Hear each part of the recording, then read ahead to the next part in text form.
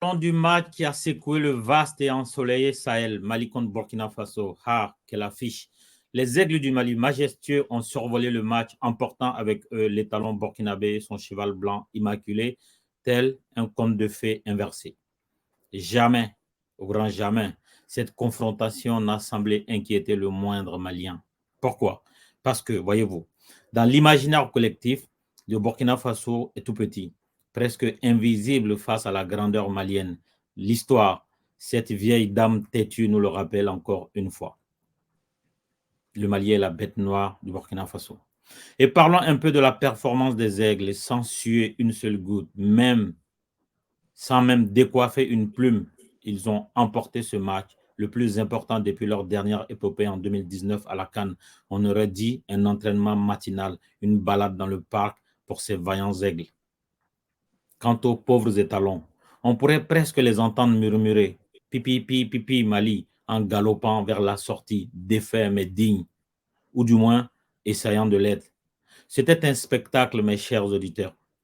Un spectacle où David n'a même pas eu l'occasion de lancer sa fronde contre Goliath.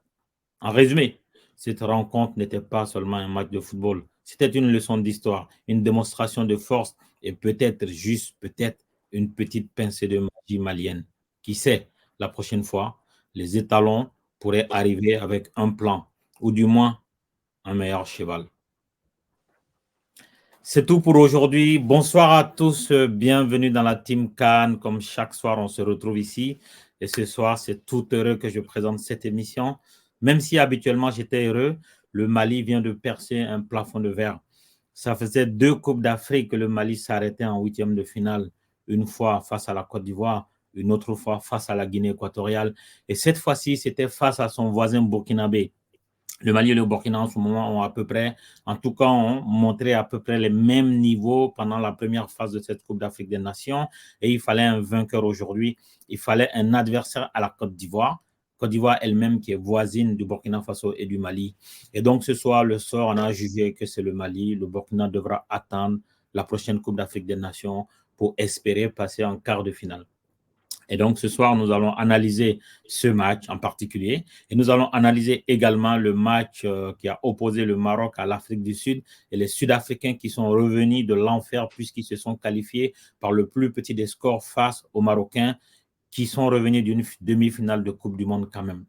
Et donc, c'est vous dire si cette Coupe d'Afrique des Nations est une Coupe d'Afrique d'émotion, de sensations, de tous les superlatifs et aussi de tous les diminutifs parce que des géants se font fracasser. Le Ghana est passé par là, l'Égypte est passé par là, le Cameroun est passé par là.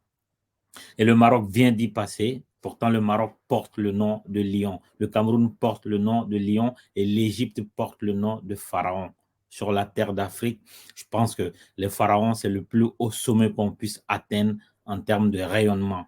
Cette Coupe d'Afrique est belle. N'en déplaise aux détracteurs du football africain, comme le dirait Alioune.